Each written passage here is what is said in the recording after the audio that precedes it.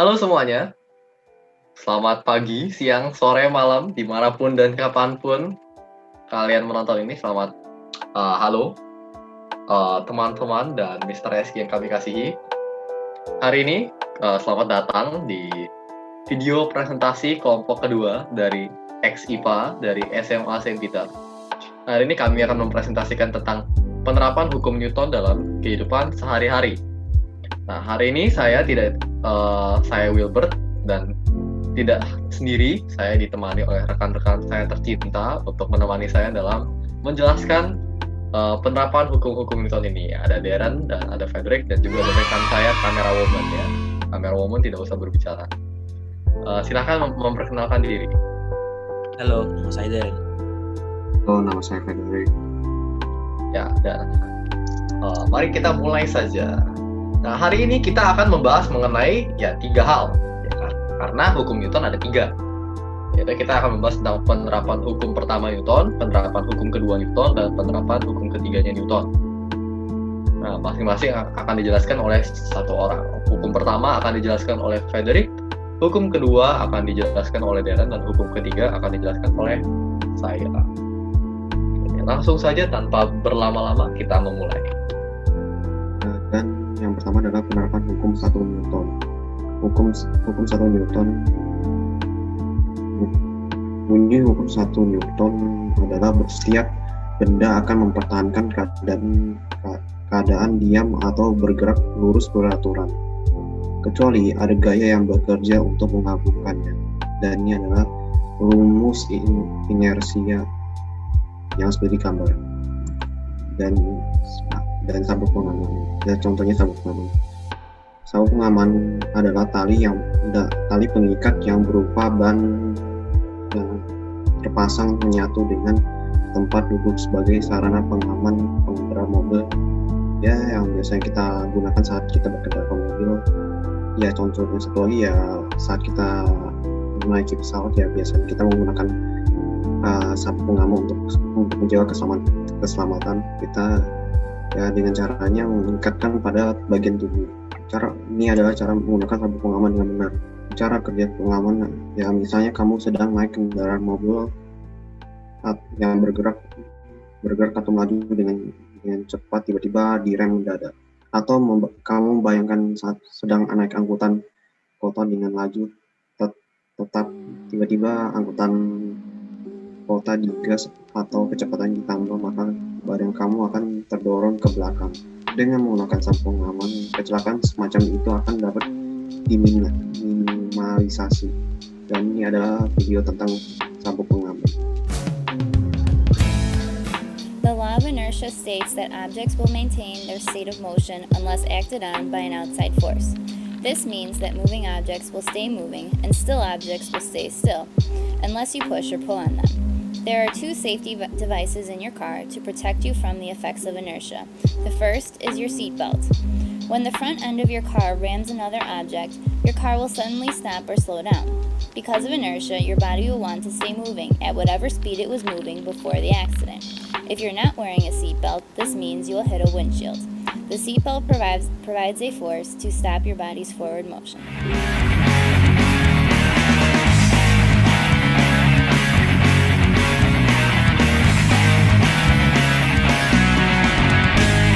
The second safety device in your car is a headrest. When your car is hit from behind, the car is suddenly pushed forward. Your head will want to stay still, but your body will be pushed forward by the seat. This causes your head to feel like it is snapping back. Your head is actually staying still because of inertia, while the rest of your body is being pushed. Your headrest pushes your head forward with your body so that you don't suffer from whiplash. Look at the difference between a headrest that is properly set versus one that is set too low to push your still head forward.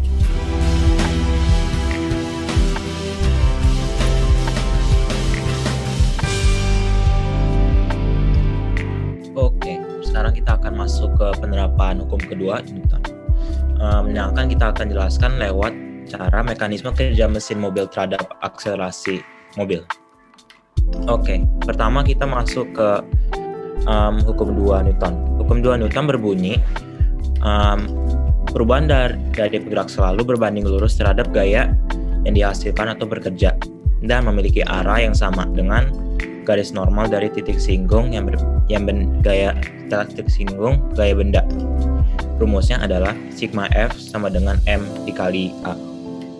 Nah, apa arti dari bunyi tersebut? Artinya adalah percepatan dari suatu benda akan sebanding dengan jumlah resultan gaya yang bekerja pada benda tersebut dan berbanding balik dengan masanya. Jika massa benda semakin besar, maka percepatan benda akan semakin kecil, dan semakin besar gaya yang diberikan, semakin besar percepatan yang akan dialami oleh benda. Oke. Cara kerja mesin mobil. Di dalam cara kerja mesin mobil itu melalui satu siklus. Satu siklus adalah four-stroke combustion cycle. Nah, di dalam siklus ini ada empat fase. Pertama ada fase intake, compression, power, dan exhaust. Oke. Pertama adalah intake.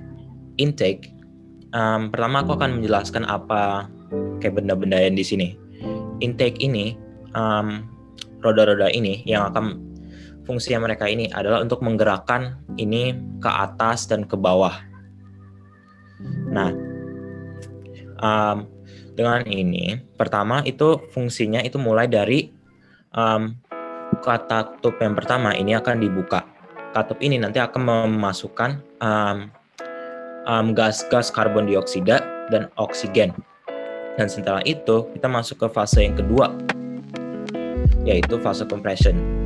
Nah, di fase compression ini, seperti yang aku jelaskan tadi, ini piston yang tersebut yang di bawah ini akan bergerak di arah lingkaran seperti ini.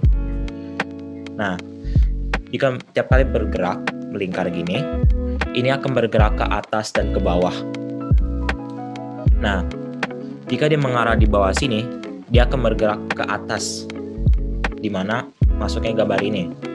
Nah, setelah memasuki udara-udara tersebut, karbon dioksida dan O2 akan ditutup pertama, katup pertama akan ditutup, dan piston ini akan menaik dan mengkompres hasil tangkapan udara atau gas-gas seperti karbon dioksida dan udara yang diambil dari luar. Setelah itu adalah fase power. Setelah itu, di fase tersebut ini, di dalam fase ini adalah jika udah terlalu kompres, karena udah terlalu di dalam satu tempat yang udah terlalu sempit, kedua gas-gas tersebut akan meledak. Nah, hasil ledakannya ini yang akan membuat mobil ini melaju. Nah, nanti setelah ini meledak, ini akan karena ledakannya ini, pistonnya ini akan menurun dan menggerakkan piston di bawah ini, sehingga membuatnya mulai melingkar ke atas.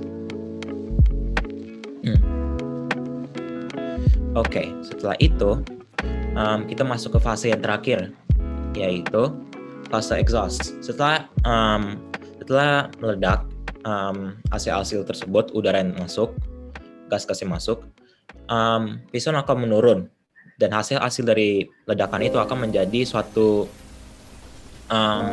burnable gas, yaitu kayak bekas meledakan gas-gas tersebut. Nah, nanti katup kedua akan membuka dan mengeluarkan hasil gas-gas tersebut. Nah, itu akan mengakibatkan pengeluaran gas yang ada di mobil-mobil. Nah, kaitannya apa dengan hukum Newton yang pertama? Di pedal itu pertama, itu buat yang berkaitan dengan force-nya. Karena jika kalau seorang di dalam mobil, dia akan bergerak, melakukan kecepatan, menambah kecepatannya dengan dia mendorong gas pedalnya. Apa hubungan dengan massa? Massa ini itu tergantung dengan faktor-faktor tersebut, massa mobil dan berapa orang yang ada dalam mobil tersebut. Nah, jika ini ini akan efekkan kecepatan jika terlalu banyak orang di dalam satu mobil. Jadi jika kalau contohnya ada 3 orang di dalam mobil ini, di dalam mobil yang sangat besar, itu tidak akan mempengaruhi kecepatannya yang sangat besar, tapi akan melambatkannya sedikit. Tapi jika jumlahnya banyak, itu akan melambatkan mobilnya semakin banyak daripada yang sebelumnya. Nah, yang terakhir adalah apa hubungan dengan kecepatan. Kecepatan ini faktornya berada di Force-Stokes combustion cycle yang barusan aku jelasin tadi. Nah, jika kalian tadi pay attention, Force-Stokes combustion cycle ini itu adalah siklus yang berfungsi di mana cara bekerjanya mobil untuk melaju atau mundur. Nah, itu aja dari saya. Selamat menikmati video penjelasan ini. When we are in a stationary car that moves rapidly to gain speed, we get pushed back against our seat. And when brakes are applied, we get pushed ahead. Or when we take a sharp right turn, we're pushed towards the left. These are all situations where we are accelerating. We have all experienced this, whether in a car or a bus or while riding a motorbike. Simply put, when velocity changes, we have acceleration. I still haven't defined what acceleration is. I just told you that when velocity changes, there will be acceleration. Okay, let me give you 2 examples. In the first one, a car is traveling in a straight line at a constant speed of 80 kilometers an hour. And in the second one, a plane is traveling in a straight line at a constant speed of 1000 kilometers an hour. In which case do you think acceleration is involved? None. In both cases, the velocity is not changing at all. Hence, there will be no acceleration in either of the cases. Most people relate acceleration to high speed, and that's clearly not true. Acceleration will only exist when there is change in velocity. Do you remember what velocity is? It's speed with direction, and it's hence a vector quantity. Why is this important? Let's say a body moves from rest and reaches a velocity of 20 kilometers an hour in 5 seconds. Will acceleration be involved here? Yes, because the velocity is changing. It was 0 initially, and at the end of 5 seconds, it's 20 kilometers per hour. In another scenario, assume that a body is moving at 30 kilometers an hour, and then it moves right at 30 kilometers an hour, and continues traveling at the same speed of 30 kilometers per hour. Will there be acceleration in this case?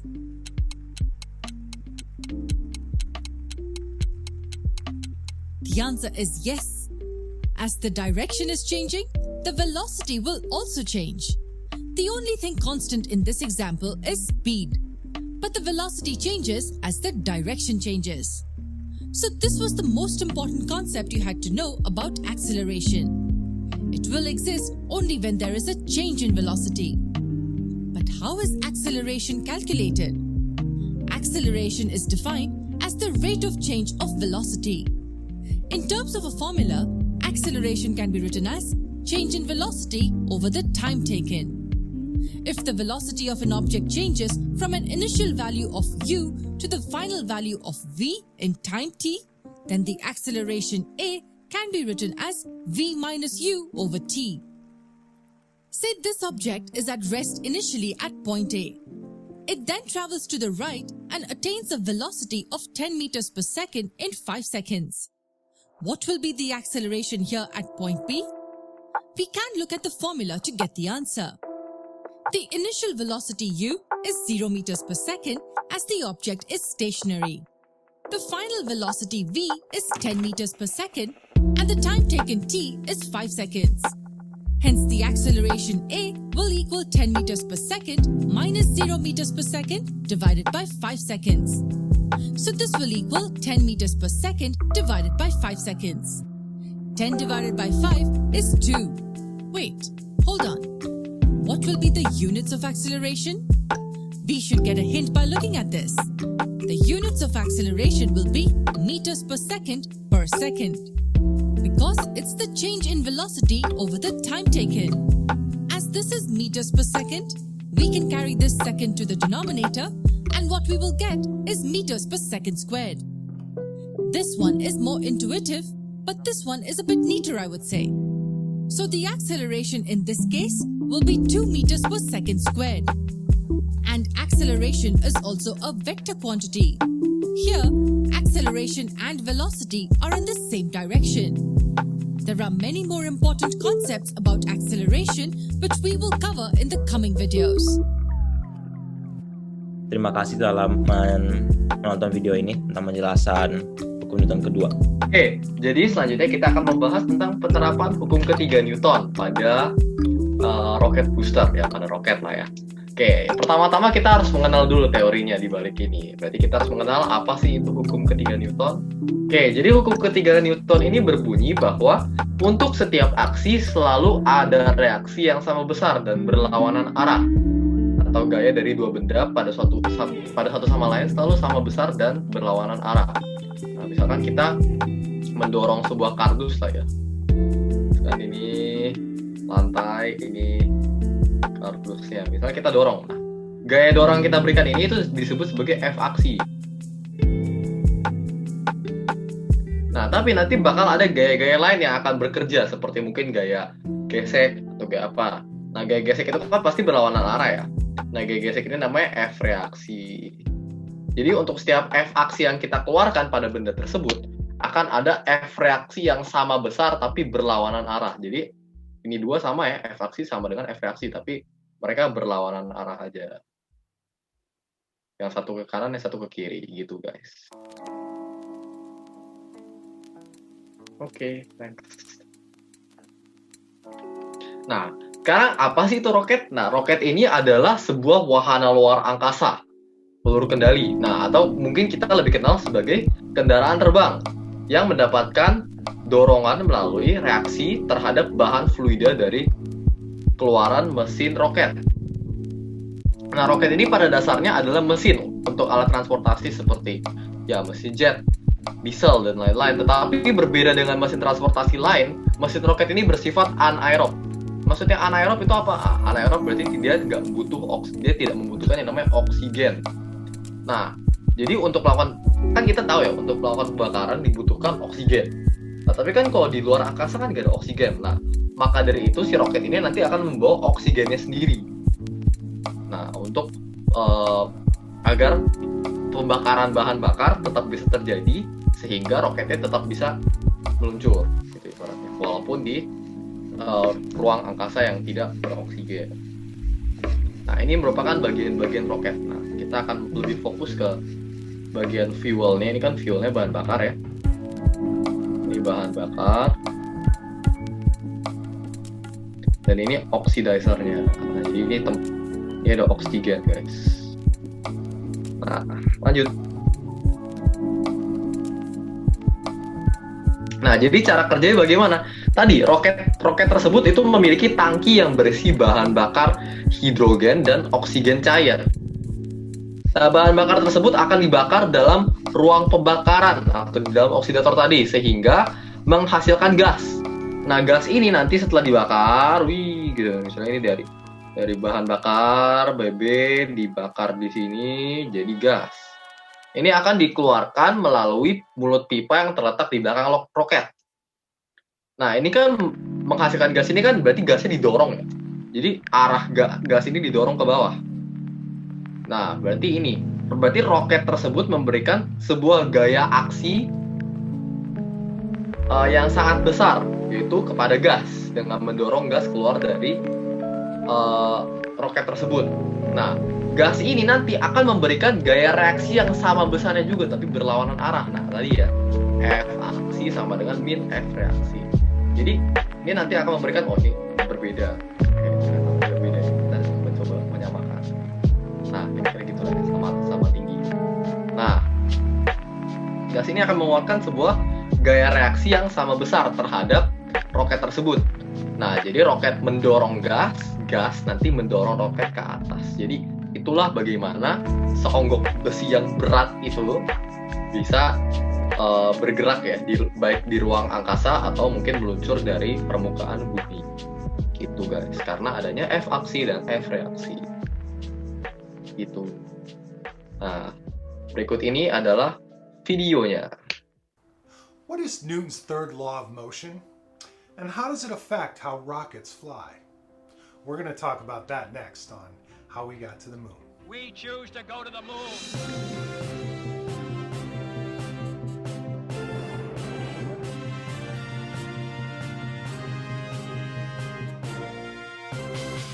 Isaac Newton. You know, the guy that saw the apple fall from the tree and came up with the theory of gravity.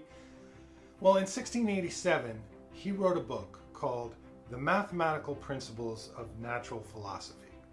And in it, he describes 3 laws of motion that have become the basis for modern physics. The first law states that any object is either in a state of rest or a state of motion, and will remain that way unless acted upon by an outside force. So, if we consider a marble rolling along, not acted upon by friction or anything, it'll just keep rolling forever and ever and ever, unless acted upon by another force, in this case, the finger. The second law states that force equals mass times acceleration, or F equals ma. So, for example, if we took that marble and we took a bowling ball and we applied the same amount of force to each one, the marble would have much more acceleration because it has much less mass than the bowling ball. The third law is my favorite because it is the foundation for how all rockets work. Basically what it says is, for every action, there's going to be an equal and opposite reaction.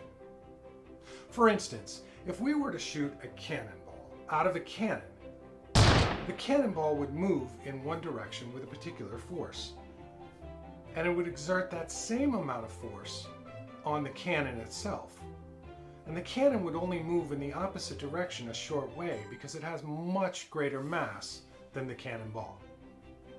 So what does this all have to do with getting to the moon? Well, the way rockets work is they throw exhaust gases out in one direction, which then sends an opposite force to the rocket, sending it in the opposite direction. Now, the more a rocket weighs, the more force its engines need to create to actually lift it off the ground. So if this were a 5-pound rocket, let's say, and the engines in this rocket created 5 pounds of force or thrust, then the rocket would never leave the ground.